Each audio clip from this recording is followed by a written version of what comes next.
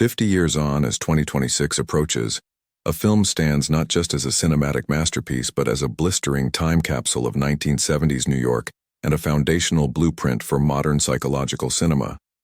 It's a testament to how one city, at its most raw and unsettling, can mirror an entire culture's deep-seated unease. This isn't merely a story, it's an experience. A plunge into the psyche of a man adrift in a metropolis reeling from fiscal crisis, rising crime, and a pervasive moral panic. Its narrative rides through the neon haze, across steam vents, and down rain-streaked avenues, relentlessly examining the paradox of profound isolation in the heart of the most crowded city on Earth. The premise of this cinematic journey lands like both a confession and an alarm. A sleepless taxi driver prowls the labyrinthine streets of Manhattan, projecting his fantasies of purification onto a city he deems utterly rotten. What unfolds is a chilling revelation of how loneliness, left unchecked, can radicalize into a terrifying violence. This film didn't just tell a story. It fused art house rigor with street-level grit, marrying existential dread to tabloid immediacy. It dared to make mainstream audiences sit with profound discomfort, rather than offering them the usual escapist fantasy. The creative nexus behind this project was nothing short of explosive. Martin Scorsese's insatiable hunger for visceral truth met Paul Schrader's fierce, almost theological understanding of solitude. Into this volatile mix stepped Robert De Niro, who inhabited the character's burgeoning obsession with an unnerving, almost terrifying conviction. New York in this film was far more than a mere backdrop. It became the protagonist's volatile partner. Every flickering marquee, every grimy puddle, every wailing siren reflecting a fractured and increasingly unstable interstate. The film bravely centered mental instability and vigilante fantasies without offering any tidy moral rescue. Instead, it forced viewers to confront these unsettling realities head-on, rather than allowing them to condemn from a safe, detached distance. It refused glamour, even when flirting with it, allowing a strange, raw beauty to arise from squalor and danger. This aesthetics of contradiction made the city mesmerizing and menacing all at once. Adding another layer of genius was the jazz-inflected score, the final work of the legendary composer Bernard Herrmann. It swelled with wistful romance and ominous undercurrents, seducing the ear while simultaneously warning the heart of impending doom. Cinematographer Michael Chapman's photography was equally revolutionary, utilizing practical light, the warm glow of sodium vapor lamps, and the smeared reflections of neon to trap the driver in a fever of colors that promised meaning, but inevitably delivered only mirage. The camera's subjectivity was paramount, turning windshields into confessional booths, subway tunnels into arteries of dread, and late-night diners into desolate way stations for people too awake to dream. With little money and an abundance of nerve, the production captured the pre-cleanup Times Square of grindhouses and peep shows, preserving a vanished geography of desire and decay. It crossed numerous taboos, depicting child exploitation, political spectacle, and perverse forms of heroism, challenging censors while powerfully arguing that sanitizing images cannot and will not sanitize reality itself. To avoid a harsher rating, the filmmakers famously desaturated the climactic blood, a technical compromise that, paradoxically, made the violence feel colder, more documentary-like than sensational. Premiering in 1976, the film won the prestigious Palme d'Or at Cannes, polarizing critics and thrilling artists who sensed a new vocabulary for American character studies had been forged. Jodie Foster, just 12 at the time, performed under strict welfare oversight. Her older sister doubled for suggestive moments, establishing an ethical perimeter that shaped how the film staged harm and protected its young star. De Niro, in his characteristic method, trained obsessively, obtained a taxi license, and worked real shifts to absorb the rhythms and resentments of a cab driver. Converting this rigorous research into a portrait of insomnia and alienation, you can feel deep in your bones. The film's signature mirror moment, where De Niro famously improvises, emerged from rehearsal freedom. It vividly revealed the character's self-invention as a dangerous feedback loop between fantasy, performance, and a perceived mission. The character's iconic mohawk look drew inspiration from accounts of soldiers preparing for battle, transforming a simple haircut into a powerful war signal and branding the film with a visual icon of rupture. A notorious real-world incident years later starkly showed how art can be tragically misread as invitation rather than critique, catalyzing intense debates about media, obsession, and unintended influence. Yet beneath the sensational headlines lies a quieter, more profound revolution, a structure and style that plunge us deep into a fractured consciousness while refusing to hand us a neat instruction manual.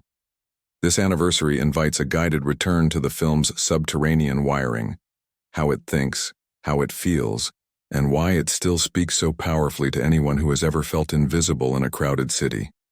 The promise of this exploration is simple, yet demanding. To map the world that birthed the film, decode its intricate craft, and weigh its enduring legacy against the anxieties shaping our streets today. The 1970s broke Hollywood's old rules with a vengeance. The production code, once a moral straitjacket, collapsed entirely, paving the way for a new generation of auteurs. Character-driven, morally gray stories wrestled openly with the deep disillusionment that followed the Vietnam War and the Watergate scandal, reflecting a nation grappling with its own identity. Vigilante narratives were surging across screens, a reflection of public fear and frustration, but this film subverted that trend. Instead of offering easy catharsis, it meticulously scrutinized the psychology behind righteous violence, forcing viewers to confront the uncomfortable truths of obsession. New York's fiscal near-collapse in 1975 was more than just a headline. It meant shuttered services, darkened neighborhoods, and a public sphere that felt utterly abandoned. This pervasive neglect seeped into every frame of the film, making the city itself a character bearing the scars of systemic failure. Times Square, in particular, was depicted as an ecosystem of hustles, flickering marquees, and shadow economies. The film treated it as both a stark social document and a fever dream, capturing its grimy allure. Taxicabs, those ubiquitous metal chameleons, bridged neighborhoods that rarely touched, transporting secrets and fumes, making the driver a moving witness to a metropolis that never slept, seldom cared, and always demanded more. Paul Schrader wrote the screenplay from a place of profound personal crisis and chronic insomnia, channeling his existential loneliness into a script composed like a diary of ruptures rather than a neat clockwork plot. His Calvinist upbringing and deep interest in transcendental film language gave the story a severe moral architecture, where grace is sought through the wrong doors and found only as a haunting question. Influences layered in, creating a rich tapestry of literary and cinematic references. Notes from Dostoevsky's alienated narrators, echoes of Camus' absurdism, Bresson's ascetic focus on ritual, and a profound reworking of a classic rescue quest from John Ford's The Searchers. The script also absorbed contemporary shockwaves, including the chilling diary of Arthur Bremer, the man who shot George Wallace, turning public violence into a mirror for private despair. Martin Scorsese, with his Catholic sense of guilt and redemption, and a street kid's ear for urban rhythms, insisted that the city speak for itself through every motion and noise, every glint of light on wet asphalt. Robert De Niro, a master of method acting, approached his character as a physical grammar, diet, posture, weapon handling, and that unforgettable sleepless gaze, converting performance into an anthropology of a night worker's rituals. Jodie Foster's role, given her age, demanded rigorous safeguards. Psychological consultants, legal oversight, and meticulous staging created a crucial boundary between portraying danger and actually endangering a child. Bernard Herrmann's score was a bridge between studio-era mastery and new Hollywood daring. It pivoted effortlessly between lush melancholy and pulsing threat, suggesting a tortured romance with the city that constantly pushes you away. Saxophone lines voiced a kind of urban yearning, while percussion undercut tenderness with a stomp that hinted at trouble just around the corner. Cinematographer Michael Chapman leaned heavily on available light and long lenses to compress space, effectively drowning the driver in the city's glow until it felt as if the very air was an accomplice. Grainy film stocks, push processing, and reflections off wet asphalt transformed weather into mood, making rain feel both medicinal and toxic at once. Editing embraced ellipsis and discomfort, most notably when the camera deliberately abandons a painful phone call to study an empty hallway, allowing absence to tell the story of humiliation. Soundscapes, braided engines, police radios, and late-night chatter into a cacophonous chorus of urban agitation, then isolated breaths and heartbeat rhythms to trap the audience inside the driver's skull. The narrative arcs like a spiral rather than a straight line. Initial attempts at connection curdle, a savior fantasy takes insidious root, and the city's inherent messiness becomes a perverse pretext for purification. The film's moral design denies easy verdicts. Sympathy competes fiercely with alarm, and empathy with fear, compelling viewers to hold competing truths without flinching. Ratings politics shaped its aesthetics. The desaturated finale did not soften meaning so much as alter its temperature, making the violence feel like forensic residue rather than spectacle. More than a mere portrait of one man, the film captures a civilization's lingering hangover after war, recession, and broken promises, using one taxicab to shuttle between profound loneliness and the primal urge to matter. Its conceptual bedrock is this: subjectivity as both a trap and a torch, illuminating hidden corners while simultaneously lighting fuses you may not control. The film's revolution thus resides in its commitment to the first-person abyss, keeping audience and character tethered so tightly that judgment must travel through empathy's narrow corridor, forcing a disquieting intimacy. Its visual strategy masterfully turns glass and metal into psychological filters, with windshields and mirrors constantly refracting perception, inviting us to question what is observed and what is merely projected from within. Slow motion, far from being a mere stylistic flourish, punctuates adrenaline spikes like moral aftershocks, forcing a moment of contemplation where typical action cinema often accelerates past any accountability. The infamous overhead aftermath perspective introduces a cruel serenity, a godlike distance that deliberately withholds comfort and frames violence as raw anatomy rather than triumphant spectacle. The urban color science of the film matters deeply. Sodium lamps, neon reds, and sickly greens conspire to make desire and danger indistinguishable, a haunting palette later borrowed by countless neo-noirs seeking to evoke similar urban unease. Crucially, the film anatomizes a savior complex with unflinching precision, exposing how the fantasy of cleansing a city can mask a deeper hunger for control, recognition, and a truly twisted form of belonging. It deliberately places a vulnerable girl at the story's crossroads, thereby indicting the systemic failures that abandon her, all while scrutinizing the would-be rescuer's own profound psychological need to be the definitive solution. Politics, though often lurking in the margins, are ever present. Campaign rallies, the media spotlights, and the entire theater of public virtue that so conveniently reframes personal rage as collective righteousness when it suits a narrative. The work stubbornly refuses to clarify whether the final public narrative truly redeems the protagonist or merely reveals how a spectacle-hungry city rearranges inconvenient facts into a palatable, comforting myth. Controversies, predictably, trailed the film from its release, culminating in a notorious real-world fixation that tragically weaponized its imagery.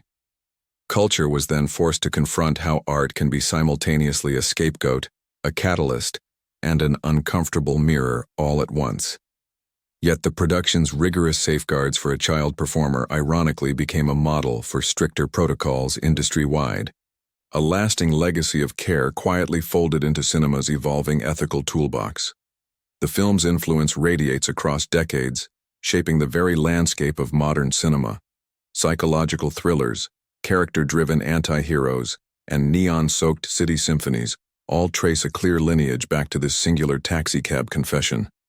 You can feel its indelible fingerprints in the moody propulsion of Drive, the urban despair of Joker, the profound moral wrestling of First Reformed, and the precision unease of contemporary noir television.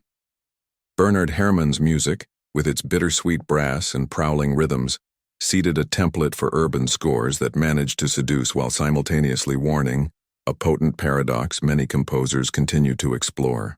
The distinctive dolly-away grammar from moments of humiliation has become cinematic shorthand for interior collapse. A stylistic move cited repeatedly in film schools and echoed on screens both big and small. Restoration efforts and anniversary retrospectives continue to sharpen the image, even as the city it so vividly captured has been scrubbed, rezoned, and relentlessly branded. Another compelling reason to revisit what was irrevocably lost and profoundly learned. The film now dialogues hauntingly with our current rideshare realities. The insidious nature of algorithmic isolation, and the gig economy's expansive nocturnal workforce where fatigue, anonymity, and constant exposure can dangerously distort both self and world. Its raw portrait of a veteran adrift remains urgently relevant. Critical access to care, community reintegration, and the enduring stigma around trauma sit uncomfortably beside the pervasive fantasies of solitary self-cure. Watching Taxi Driver. In 2026, invites a new and crucial inquiry.